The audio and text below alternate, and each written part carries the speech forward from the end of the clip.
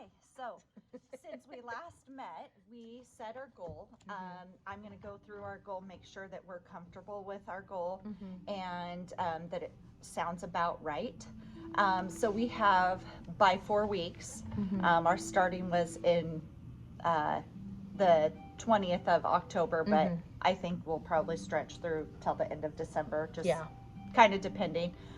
22 out of 27 students, about 83%, in Miss Johnson's 5th grade class will be able to solve math problems collaboratively using academic math discourse and a self-assessment rubric checklist. Does that sound pretty good? Yep, that sounds good. Okay. That's what we talked about. And so I'm going to do a quick check-in on this meeting, see where we're at, and then we need to look through our checklist and figure out, who's teaching what, how we're doing that, and then progress from there. Yeah. Okay? Okay. All right. So first off, so we might adjust that 4 weeks a little bit longer. I would like to do it, like you said, through Christmas, because the 4 weeks it already flew by really quickly. Yeah. And they're getting better about using their accountable talk. It just takes a lot of practice and being intentional of grabbing this out and to use it. Okay. So I think it would be great, especially with the holidays coming up and absences going up and all that it would having more time on that would be absolutely nice. We can extend that till December, and then at the end of that last week in December we can do our check and see if we met the 22 out of 27 at 83%, or do we want to roll into January and keep testing review and seeing and where push we're it at. back. Yes. Yeah. So on the accountable talk, how is that part going? I think it's going really good. We were struggling with our current math concept, place value, but they were still trying to use their prompts to help them figure out how to engage in their math discussion.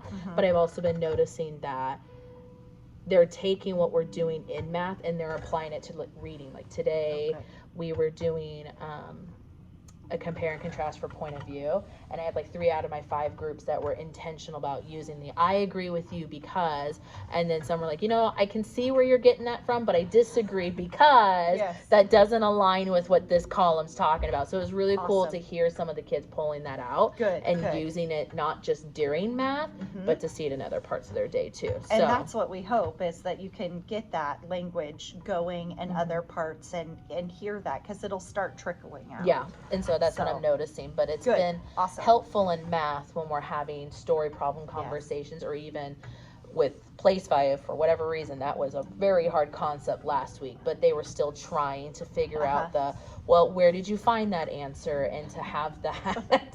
Well, I don't know. I just made it up. We're just doing this because I said so, and they they're instead of just staring blankly at me, they now have questions for me of like, well, I'm not sure how you did that. Could you go back and review that for a second? Okay.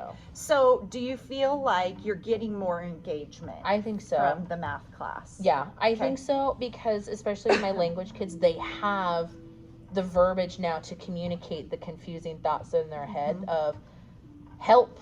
Yes. I have words now to help get out. And even my kids that aren't language learners, they just don't have how to frame their question. And so this has been very helpful to encourage them to talk out more. And one of the other things that we had talked about is earlier we were trying to set a student goal, but you had talked about, well, I want higher level questioning, and that's a you or a teacher goal. Are you feeling like you're hitting some of that a little bit higher? I think I am. I'm working on it still, but I think it's getting better because I'm trying to get more of this out of here, and so my questions are more trying to be more open-ended, not just a direct yes or no response, and that encourage and elicits more of this type of conversation instead of just a thumbs up, thumbs down, yes, no, I got this, we're good to go. It's encouraging more. And I think that it's super hard because to get that open-ended, so a lot of the times my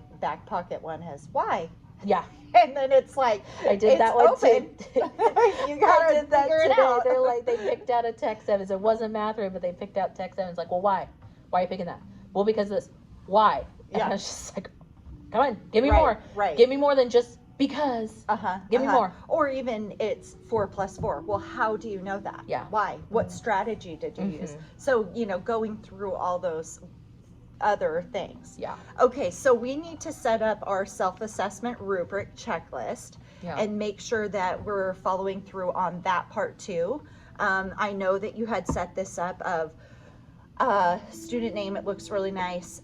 What it looks like for the students, right? What the teacher should be looking for. And then each of the categories, like all the things we talked about, those little components of what it looks like, and then all the components of what it sounds like. Okay. Yeah, and then doing the 4-point scale, then it would just be rating them down below. Like a rubric. Okay. So if we're looking at what it looks like, what does it look like in your classroom when they're using the accountable talk for their math conversation? I would expect to see their accountable talk out as a reminder. So the accountable talk cheat sheet needs to be out. Okay. I can fix format. We'll format it later. I would do the next one. Okay. Yeah. I would expect them to be making eye contact. Okay.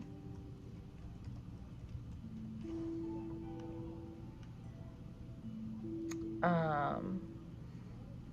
I'm trying to think, like,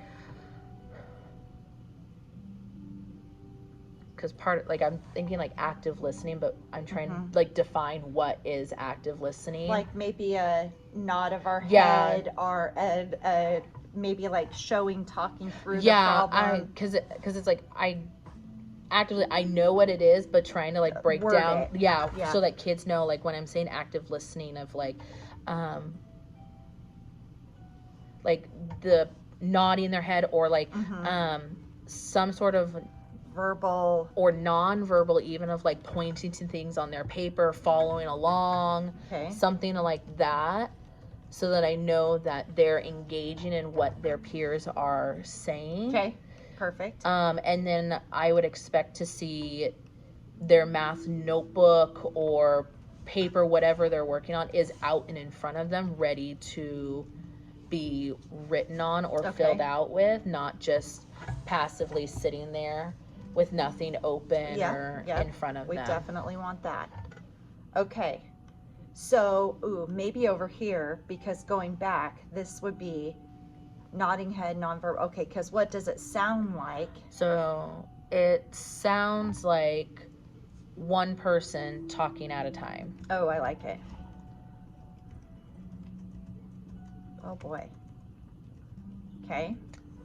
It sounds like we are using these sentence stems to have conversation with each other. So not just, you can have it out, but actually we have to use it. Yeah. So are we, so should we say like at least one accountable talk frame? Or two, or, I mean, probably one. I would expect at least one. So, because how the rubric set up, it's individual, so they have to at least one time use one of the accountable talks, and then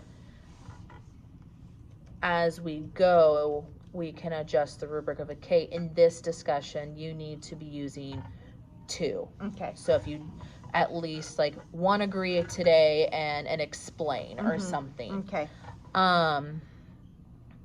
So we've got at least one person talking at a time. Yep. How about on something like on task? It's on task, and I was also going to say like math. It's or whatever subject we're talking about, but here we're talking about on task, and then I was also thinking appropriate voice level. Okay. Do you want that all in the same, or is that a different? I would say a different one. That's what I would, because you're so good about your voice levels. Yeah. So I'll put. They're good about. What is your partner? What do you call coffee shop mode? Coffee shop. Yeah, because coffee shop mode is you can kind of like our visit. conversation. Yeah. It's a normal voice level talking. I shouldn't have to hear you across the room kind of a thing, because Yeah. you're supposed to be in a learning environment. So my Okay. kids know that they're supposed to be in coffee shop mode. So now, let me understand your rubric here. Now, are we saying what a 3 looks like, a 2 down, or is this you're scoring them? I'm scoring them. How do they know? So I was thinking of like making another sheet and then putting on there, this is what a 3 looks like, this is what a 2 looks Okay. like, this is what a 1 looks Okay. like, and then a 0 is you're not doing any of it. Okay. So doing the rubric, I was just trying to figure out like a checklist and then make For the you. rubric. Okay. Yeah. Okay. So, from there. and I can do that, I think, because I can take what we've just talked about and I can say, okay, to me, this is kind of what a 4 would look like, Yeah. a 3, and I can, go yeah, backwards. and then we can go back So, and review it Does together. that seem like okay? Yeah. Okay, I love it. I think this works. And then And it's, I like this because even if when we put on the rubric, this is simple enough that the kids understand, oh, my teacher's looking for these things, well, and this is what I have to sound like to get to this. yes, and it can also even be up so that you can show it to them. Yeah. Like it's up there, and remember, this is as your, quick introduction, you're making that like, okay, these are the expectations today. Remember, you're looking for a 4. This is how you get the 4, or this is how you get checked off, or whatever. Yeah. And then, like I said, they can have that in their math notebook, the rubric that we make. Yeah. And so when they get a 3, They know what it is. or you can say, now remember, Susan, you got a 2 here. You were not Mhm. in it. Is there something wrong? Right. How can I help? Well, I just really didn't get place value at all. So I couldn't even answer because I didn't know if Natasha was right or wrong. Right. And it's okay. But Yeah. so yeah, we'll work on that. The other thing that I was curious about when I was going through that is, so now we need to set up an appointment or when we distribute this out. Mhm. So how does your week look? I know it's busy. It's always busy. Math wise in the Yeah. afternoon, it's pretty open this week. Okay. The mornings are on the crazier side with Okay. all of the other like miscellaneous assessments that we are being asked to get done. Okay. But the afternoon, Okay, we're fine. so maybe what I'll do is we'll follow up here and figure out what day works best, and then we can talk about, showing them the rubric to add in that second layer. We know you're doing this a good, Yeah. now, and then I'll probably have you go through it. Okay. And then with the kids, and even if it's a different time of the day, because it doesn't have to be a math time. It Right. could be, writing time. Hey guys, here's another rubric or whatever. I mean, it might be easiest to start it out with math, but so that way you can set them up for this is the next layer, Mhm. and then we can walk through that. Yeah. Okay, sounds great. Thank you. Thank you.